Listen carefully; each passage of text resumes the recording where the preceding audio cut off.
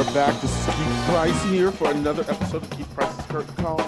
And I am sitting here right now with someone who I have yet. It's been a minute since we have chatted.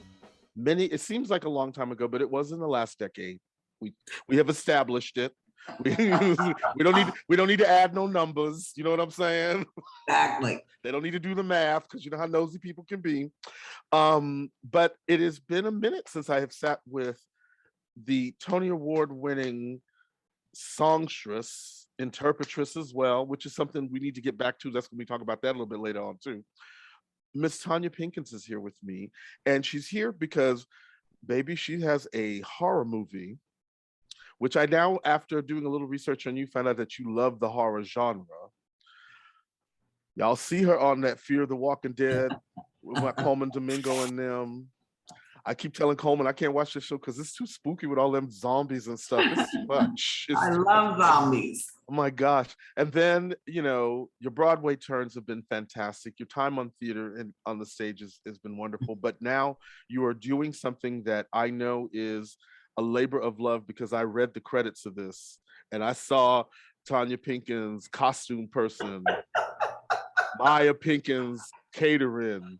I said, honey, so yeah, that's how it is. Yeah. So I know this was a labor of love. Woo, honey, the red pill. And it is actually starting on December 3rd, will be available worldwide now on the video on demand services, including Amazon. And I believe I forgot what Apple, Google, the whole schmear. You can find this show. And let me tell you something. So I sat up and I did something that I have to do with a horror movie if I'm going to get into it. Okay. That is, I have to watch it at night. Oh. But like really late. Okay. So I did a gig last night. And so when I got home this morning from the gig, I sat up and I watched this movie. And let me just tell you something. Why are you like spooking me out this late in the morning? And then I got to get up here and talk to you about this madness. And then it's like, and then I'm watching it and I'm getting all the political innuendo, if you will. You know what I'm saying? I'm catching it all. And I'm like, okay, sister, what is going on with Tonya Pinkins, honey? Because this is written by, directed by, catered by, honey, costume designing, honey, set changing, honey. Miss Thing did it all up in this piece. What was this like putting this piece together? Because let me tell you something. You've dropped a political bomb with this. I mean, you know, there's no holds barred because I've heard you talk about this film already. So I know you and I know that this movie is going to scare a lot of people, but not necessarily for the reasons that they're going to be scared. You know what I'm saying? Yes. Absolutely. And clearly that was intentional. Absolutely. Absolutely. Honey. Yeah. I mean, I knew what I was doing. I knew I was saying the things you're not supposed to say, but they need to be said. Yeah. Well, this film, let me tell you something. You take me on. It was very interesting in the opening in how you're basically setting the stage, because it took me a second to catch on what was happening in terms of all of you guys in the car driving in. And I'm like, oh, look, they're just such a group of just fun, middle-aged, groovy people driving in this serene countryside with all this color and all this fabulousness. And then it's like, okay, yeah, we have issues. We have issues. And what's interesting for me with this piece, and it's like there's so many layers. Like, first of all, on the political tip, you're talking about there's a moment by the time you get to the conclusion of this, it's sort of like you have given us the ultimate Karens. You have given me an organization of the ultimate Karens and the danger of what that is. And it reminded me of this quote about how, it wasn't a quote, it was something I saw on Twitter, but it was a beautiful structure in that it said that white women can benefit from equal opportunity efforts, the EEOC and that energy, and they also can benefit from white supremacy. And because they can benefit from the two of them, they are the most you know, in terms of the swaying of things that can happen are the ones that are swaying everything. And so when you see it swaying the way it has in places like just recently, like in Virginia with the mayor, with the governor, um, you were right on point, huh? They're the pivot point. They are the pivot point. They're the pivot point. And so it's interesting because I know that throughout your career, there's always been, you know, there's not necessarily conflict, but you make it very, very clear who you are, how you're going to be treated, and what we're going to be doing when we're doing what we do. And that scares people. It does. How is it? I mean, because it seems to me like I noticed in this film with you, in the pivot point of the character that you're playing, Cassandra. yeah, where you just like from the jump, you like, why are we even doing any of this? Like, what in God's name are we even, why bother? And I find like with the political stuff, is that where your mindset is right now with the way things are politically? I think that I'm optimistic about evolution and the future of the world, but we are definitely in a really dangerous moment in history. And what I wanted to say in the movie is right now, there are no good guys or bad guys. The No. Democrats, the Republicans, they're equally bad. We got one that talks too much and one that's just all very dangerous action. Right. So I wanted to make a movie that just showed you, here's how I see it. Right. And good guys here. and you know what's so interesting is like you scheduled to try to do this movie before the election. Yes. And then we had the pandemic and all the crazy stuff that was going on. And so it didn't happen in that timely fashion. It didn't release before the election. Before the election. And so when you look at it now, post-election, and when you look at what we've been through in the last 5-6 years, culminating all of this, it's sort of like, your movie to me is a scarier tale than any zombie movie can be. I would agree because it's real.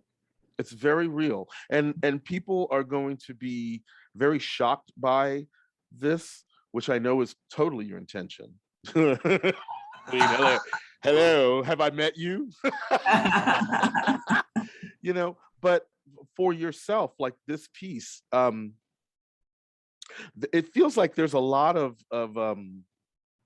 like I can sense a lot of the struggle of getting your own voice heard through this piece. Like it just resonates, from the top to the bottom. And it's like, is this the way you're going to have to do your projects from now on? Do you feel like this is a trend, or do you hope that like when people see this piece, they're going to go, ooh, this woman is fire, and I need to get on some of that flame? What are you hoping to see? Well, I think that already my best hopes for the film have been realized. So moving forward, it's all icing on the cake. Right. We won awards all over the world. Yeah. Spain, Russia, Venezuela, Sweden. Just the reception internationally has been phenomenal. And we won the Real Sisters Festival, and we've won a good 20, Best Feature, Best Director, Michaud Festival. So that there are people who get it. That's the most that I could hope for. Right. I think that I say, everything I do, I want it to be the biggest and the best in the world, but you have to be, or I'm very realistic about the fact that the social structure has an agenda that it's selling. And this film goes against that agenda. Right. So certainly if a young white man or an old white man had made this movie, they would have, offers forever. But, I was just watching the Gordon Parks documentary. Right. And you see that is rare for Black artists, no matter how much money we make for them or success. The social structure, if it can't keep you on a leash and know exactly what you're going to do or say, as one of my instructors, Dr. Carr, says, first they try to enlist, recruit you, then they try to ignore you, then they try to destroy you, and then they keep doing a rotation of that. I don't, whatever comes will be wonderful, but no, nobody's coming and offering me my next movie, or in fact, I'm already planning my next movie. And as with most of the things I've done, the albums, the concerts, I've always been the person who's financed myself doing what I wanted to do. I just finished the book, The Red Pill Unmasked, because the behind the scenes story of making the movie is genius. I'm sure that book will be coming out in the next week as well. Fabulous. Look at you with the merch, girl. Get that merch. It was just such a great story. The book, we had a red pill on the film. So, there were even bigger obstacles to getting the film made, that we had someone on the film who was, whether they were conscious or unconsciously, doing things that kept the film from ever happening. Wow. Ooh, girl, that art imitating life foolishness, honey. Yes. That's real. Yes. That's real. Very real. Wow. So, I mean, here you are though now. You got your movie. It's being reviewed and being seen. And what I love, and this is something that I had thought about too, is that the fact that it's having such an international reach and an international appeal.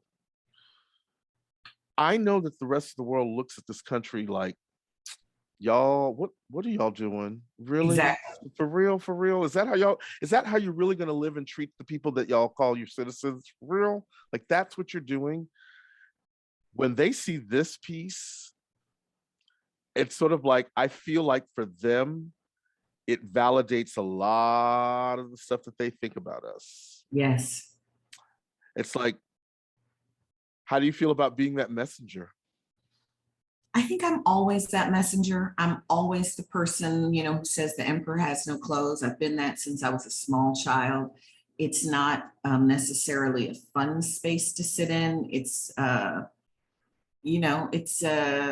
I can't be any other way. Like, I'm not good at pretending that the emperor has clothes on. So it's like, I'm like, guys, and it scares me when I'm around a bunch of people who are like pretending that reality is not real. So I'm like, you know what? I can't go into that insanity. Like, that's more scary to me. I have to introduce you to my friend. I have a really good friend of mine, my friend Angela Forrest. She's a writer, director, producer. She's working out in LA trying to do things and getting her stuff moving and shaking. She does a lot of great stuff. And it's the same, she has that same kind of quality in that she's got very little tolerance for all the foolishness. And so when she tries to manage the foolishness by not being herself, it's never a good thing for those people. No, I think I spent the beginning of my career really trying to, I literally had a teacher who in elementary school taught me how you talk the talk to, white people. And I spent a lot of time and a career doing that. I think that sometimes when dealing with some of the most difficult people, they actually can tell when you are just doing it, but they can see behind the eyes, better. And then they translating it. Then they hate you even more because they're like, oh, you don't even know how to pretend right.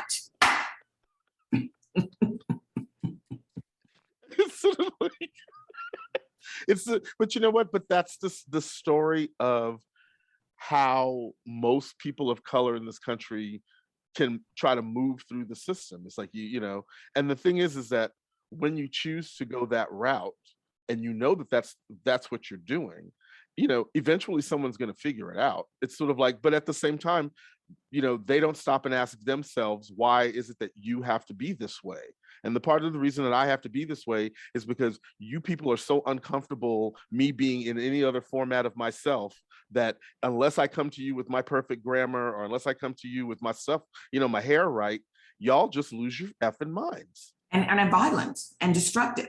You might actually do something very dangerous. So that's where we are now. It's life and death. It's like, and like what your film captured really, I think, brilliantly now, especially now that we're having a chance to talk about it and I can kind of process what I saw with you, is that the violence, even though it's like, to me, I don't think the film itself is gory as it No. is violent. But what I find is because of the message comes out of violence, you know? Yes. That's the response out of the violence. And so, you know, it's just like, it's a hard pill, girl, for some folk. You know what I'm saying? Well, yeah, here's just one of the things that was important to me about the storytelling, and some people get it and some people don't, is that I love horror, but I don't love slashers and I don't love violence. Right. For me, the scary part of horror movies is, I think, the scary part of being an immigrant or an LGBTQAI or a person of color in America, is that when there isn't violence, because you know it's coming, you don't know when, but you know it's coming, it's random. And so there's just a hypervigilance that you always have to be in. And so, like, some people were like, well, this jump scare could be, or this scare could be better. And I'm like, but it ain't about the scare. It's not about the scare. What's scary is the fact that we know at any moment something scary is going to happen. It's like, and every moment scary for me. I love it. It was like, because every moment with your character, though, it was the opening with the sign, and she's like, why y'all even bother doing any of that? And then, like, every other scene towards the when we start getting to the real juicy action, it's like you kept looking over your shoulder, like, y'all don't hear that noise, y'all don't see that thing. What's wrong with you people? Why? And it's interesting because the bigger metaphor is, and I've said this before too, is that it sounds like, here you are, woman of color. You bitches don't listen to me. Why y'all don't be freaking listening? I be telling you all what's going down, how it's gonna happen, pretty much how, and when it happens damn near verbatim the way I told you it was gonna happen, like every Black mama, you know what I'm saying? And y'all don't listen. Why don't you listen? It's like, I get why these people don't listen, because they're racist and bigots and they're never going to. But then you guys are saying that you're all on my side and we're just allies and we should be doing X, Y, Z. But then when the heat comes, honey, everybody becomes Becky and Karen, if you know what I'm saying. Mm-hmm. Yeah, and that's a story that when we see it in, because there's a lot of shows now that I'm enjoying where Black women are having major roles, mm-hmm. and having major roles of power, but there's a lens that the social structure puts on it so that it has a distance and it's comfortable for them. Right. I think that what I got to do in this was, like, it was throughout. Cassandra is telling you the truth and you're not listening and you're not listening. And I've never seen that. Yeah. We're starting to see a little more of that now, but even as we do it now, there's this kind of, oh, we know we do that. We know we do that. Mm-hmm. My favorite though is, like, first sang creepy song, you hear that creepy theme music in the background, and Tonya's like, there's a flip of her head and she's like, what is wrong? I don't like this. What? Why exactly. Y'all not? It's like, because we feel I enjoyed that. We're animals and we feel it, like the animals that go before the tsunami, they already have moved uphill before the tsunami comes. We are animals if we will just tap into that bodily sensation of knowing when things are wrong. And I think we've been civilized out of that instinct. Mm-hmm. And we are in a very dangerous moment right now. Yeah, I absolutely believe the most dangerous of my lifetime. I'm with you. We're like in the same age range, give or take. Well, yeah, give or take, yes. Yeah. And I'm like, I'm nervous because I've never seen the country move the way that it has moved. Like this just feels so ass backwards. And ass backwards in the wrong ways altogether. It's like, I wouldn't say, let's not go back to the 50s and 60s and capture the fabulous glamour. I love me some cute clothes and them suit hats, and so we could keep that. That was fabulous. But the rest of that shit, y'all can hold on to. We don't need to go back to that. And what's fascinating, because I'm thinking now about the opening of the film now, and I was just like, okay, I'm not sure exactly if we're voodooing this or witchcrafting this or what we're going to do with all of this, but this opening is foul. And this is not going to end well. Exactly. So I thank you for Miss Pinkins for giving me my scare for the day, girl. Woo, honey, I'm like, okay, here's the oh no, and then she baking it in the bread, Jesus. I'm just saying. Yes, because there is a very huge primitive primal cultishness about the people who are far right. Uh-huh. And so I really felt it was important to capture that clan cultish aspect of their behavior. And I mean, we know they was peeing and smearing feces all over the Capitol. Thank you. Do you? Hey, let me see, don't even get me started on it, because that I will be hot on that concept forever, because I'm still trying to figure out how all those white people survived that day.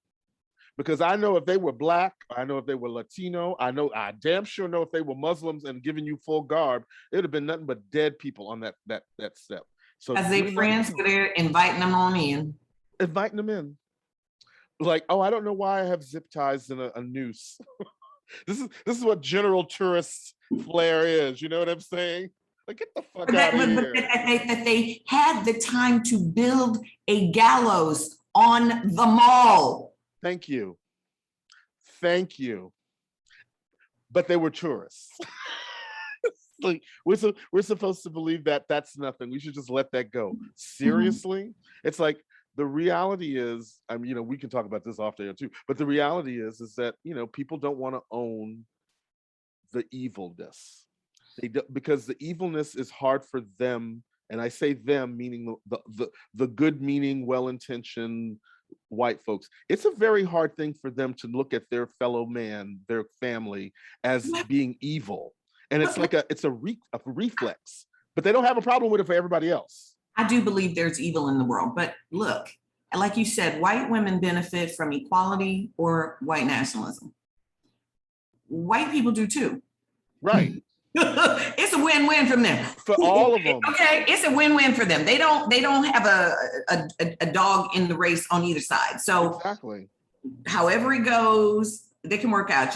One of the stories I tell in my book is about how Casey Affleck was, telling me how he's anti-guns, because I'm a licensed gun owner. And I'm like, well, it's easy to be anti-guns when you can, put on your hood and blend in with the Klan.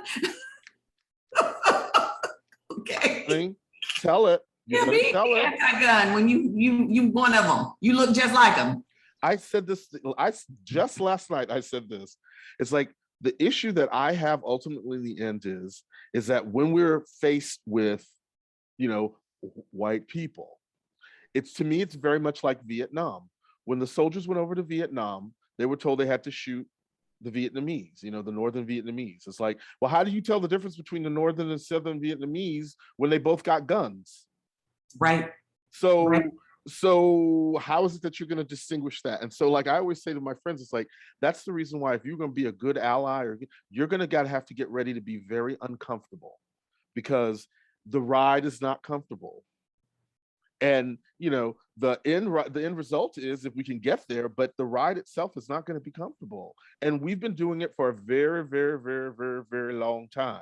And y'all are now just catching up to it, because you're going, that's just not right. They want to take away the votes from me too. It's like, yes, they're taking it from you too.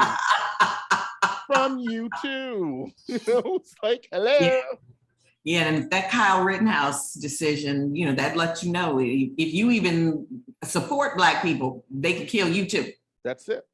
I just wrote about that the other day, but it's the truth. It's like it's now open license. It's like, and I don't, everybody's like, oh gosh, that armored armory. I'm so glad that those people, they got what they deserve. It's like, you know what? They got what they deserve, because there is just honestly no way in God's green earth that anybody could sit there, even as racist as they want to be. No. They tried. I'm gonna come. That Aubrey case went the way it did is miraculous. I was just reading Heather Cox Richardson's Oh, I love detailing her. of all the things that happened that to prevent it. Mhm. The fact that first of all, the video they made was, you know, for fun, like for them to sit back and look and watch, and they were sure that the video was their exoneration. That two separate DAs were like, it's all cool, you within your rights. Okay. It is only the precision of the fact that that video was made public right as George Floyd and Breonna Taylor were happening, that the country was on fire. Remember, we didn't even hear about Ahmaud Arbery for 3 months. 3 months. So that was miraculous. Right. I mean, but you know, there's a level of evil that even that I can't fathom that. I just, you know, the idea that you would chase someone down, hunt them down, roll video of it, and think you're doing the right thing. But just think about the 1,500, 2,000 people that showed up to hang Black women, men, children, set them on fire and cut off body parts and take photographs and send them to people, not in envelopes. This is their culture. This is a culture of violence as voyeurism, violence as sex. You know, I was reading a book about America's child rape and torture epidemic, and she was saying, you know, it was a coming of age, a sexual coming of age for white men to take their sons to a lynching. So this is, you know, we're not even a century out of that, but there's lynching still going on.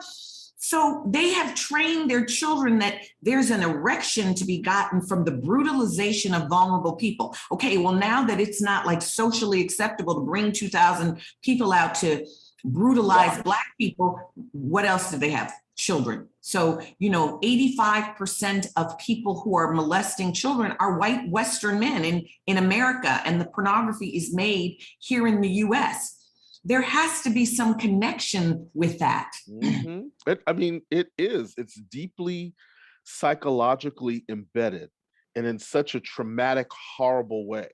And, you know, the more that it's tried, you know, the work on trying to root it out, what we find is that it's sort of like pulling a gray hair. Like you pull the gray hair and then 2 more grow out. You know what I'm saying? And it's like, we have to figure out a way to truly stop. And I mean, you know, it's like those good white people that don't know what to do. How about using your law to punish these crazy people? Because I bet you once you start punishing those crazy people with the actual law that you had for all of us, then they will start, you start seeing some behavioral correction over the course of a generation. But like, if they when don't you're dealing with people who are willing to kill, you know, then they know that they're risking their lives. Like if they get on the wrong side of those people, that they and everybody they love is in trouble. You know, I mean, that's really what you're up against. So it's like, I'm like, how you gonna fight people who are willing to not only kill, they're willing to genocide whole populations? What is your intellect and all your love gonna do with that? And that's that thing where the social structure sort of presents these views of Dr. Martin Luther King and Medgar Evers. King was strapped. Medgar Evers was strapped. The Deacons of Defense were always guarding any of those marches that went down safely. They just didn't put them in the list. So the Klan was over here and the Deacons were over here, and it was like both are there's gonna be some shooting. This idea that nonviolence, yes, we're gonna non-violently march because we can, because we have backup right here that's gonna protect us from y'all, because you all will just kill us if we're not protected. You know, it's like, I'm never mad at Pookie and them. That's all I'm trying to tell you. Okay? Don't you be mad at Pookie and them, honey. I'm gonna be one of Pookie and them. I'm strapped and I'm gonna be on the outside of the ring. Okay? Because I know that all the intellect and words I got don't stop no bullets. It sure don't. It sure don't. Ooh, Miss Tonya. Well, girl, that sounds like from where we're now standing after people can get a taste of red pill anywhere that they get their things on demand. Because, you know, gotta toss it out there to make sure we get the plug. Yes, thank you. That's what that's about. But at the same time, too, if they want to kind of take a little trip down some memory lane, they can pick up the Carolina Change CD. Although Yeah. you're probably not getting no money off of that. So No, but it's such a beautiful it is score. so Such a gorgeous. beautiful Have you gotten score. to see the revival I yet? haven't. No. I'm sure they're like, Miss Tonya Pinkins is coming. Tonya Pinkins is coming. No. You just like you pass the crown. That's all. That's all cute. And then of course, little Jelly's Last Jam don't hurt your feelings. No. I mean, No. And if you can find the box of videotapes of all my children. Well, so much of All My Children is like on YouTube now. Like I go in there and I can do Lydia Fry Cudahy, and then all these scenes will come up on YouTube. I'm also in this new ABC Hulu series, Yes, Women of the Movement. Yes, in January, correct? January 6th, and we start our press tour. Actually, December 2nd, we start our press tour, and we're going to travel to New York, LA, Chicago, and then Sundance at the end of January. That's going to be 2 Tony Award winners gracing your television screens for those 3 weeks in January. You and Miss Adrienne Warren, who's also, I adore her. She's a very extraordinarily talented woman. She's super talented. And my first meeting with her, of course, because I'm the ridiculous queen that I am, when I met her was the day that she got nominated for the Tony. Oh. And so I saw her and I was just standing there, and she was very calm and very demure. And I looked at her and I was like, listen, I know you don't know me, but can I just tell you, I'm so excited for your Tony nomination. I said, I just want to jump up and down. So she grabbed my hand and we're just jumping up and down on the red carpet. It was for like the Dramatist Awards or something. And I said, thank you for that. I said, because I don't know how many people around you are celebrating all that right in this moment. I said, but I'm just like, this is my moment. So I'm taking it. Okay. Yes. And ever since then, I've been like madly in love with her. So yes, so that's a wonderful project to look forward to, as well as come December 3rd, video on demand, however you get it, baby. Get it. Video on demand, yes. And I'm also the narrator of another piece that drops on December 3rd on Discovery, the Chicago Strangler, about unsolved cases of 54 Black women in Chicago who were strangled and left in alleys. Wow. All right. Okay, honey. I told y'all Miss Tonya Pinkins is not having it.